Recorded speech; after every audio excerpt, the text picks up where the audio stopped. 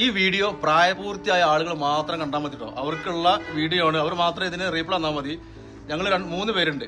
വിവാഹിതനാണ്, സുഹൈൽ വിവാഹിതനാണ്, ഇത് അവിവാഹിതനാണ്. ഓക്കെ, അപ്പോൾ ഞങ്ങൾ ഓരോ ചർച്ച രാവിലെ തന്നെ ഓരോ ചായ കുടിച്ചിരിക്കുമ്പോഴാണ് സംഭവം വരുന്നത്.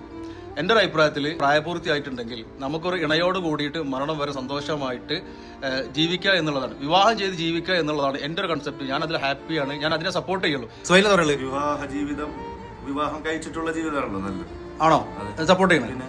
അപ്പൊ അവിവാഹിതനായിട്ടില്ല ഇയാൾക്ക് ആദ്യം മുമ്പൊരു അഭിപ്രായമായിരുന്നു, ഇപ്പൊ എന്താ പറയണം നോക്കാം. നിന്റെ അഭിപ്രായം എന്താണ്? ചിലത് വരുമ്പോൾ കാലം വഴി മാറും. മുമ്പ് നിന്റെ കൺസെപ്റ്റ് എന്ത് ചെയ്യുന്നു? വിവാഹം ഇല്ലാത്ത ജീവിതമായിരുന്നു, ബാച്ചലർ ലൈഫായിരുന്നു. ഇപ്പൊ വിചാരിക്കുന്നു ഒരാളുണ്ടെങ്കിൽ ഓക്കെയാണ്. മനസ്സിലായില്ലേ? ഈ മനുഷ്യൻ ഞങ്ങളെ കൂടെ നടക്കുമ്പോഴൊക്കെ വിവാഹം കഴിഞ്ഞ ആളെന്ന് പറയുമ്പോൾ എന്തിനാണ് വിവാഹം കഴിച്ചത്, ഒറ്റയ്ക്ക് ലൈഫ് അടിച്ചു പൊളിക്കണമെന്ന് പറഞ്ഞ ആളുടെ ലൈഫിലേക്ക് ഒരു മാലാകയെ പോലെ മഞ്ഞു പോലൊരു എന്നൊരു അജ്ഞാത സുന്ദരി കടന്നു വരികയാണ്. ആ സമയം മുതൽ അദ്ദേഹം വളരെ ഹാപ്പിയാണ്. അദ്ദേഹത്തിന്റെ റൊട്ടേറ്റ് മൊത്തത്തിൽ മാറുകയാണ്, ലൈഫ് ടൈം മൊത്തം മാറി, ചിന്തകൾ, കൺസെപ്റ്റ്, ലൈഫിന്റെ ഫ്യൂച്ചർ മൊത്തം കംപ്ലീറ്റ് മാറി. ഇപ്പോൾ പറയുന്നത് എന്തെന്നറിയോ? വിവാഹം കഴിക്കണം, വിവാഹത്തിനോട് ഞാൻ സപ്പോർട്ട് ചെയ്യാണ്, ഇങ്ങനെ ഒറ്റയ്ക്ക് ജീവിച്ചിട്ട് കാര്യമില്ല എന്നുള്ളതാണ്. അപ്പോൾ നമ്മുടെ ലൈഫിൽ ഏതെങ്കിലും തരത്തിൽ സ്വാധീനം ചെലുത്തുന്ന ഒരു സ്ത്രീ ആയിരിക്കും, അമ്മയായിരിക്കാം, അതല്ലെങ്കിൽ ഭാര്യ ആയിരിക്കാം, അതിൽ കാമുകിയായിരിക്കാം, കൂട്ടുകാരി ആയിരിക്കാം.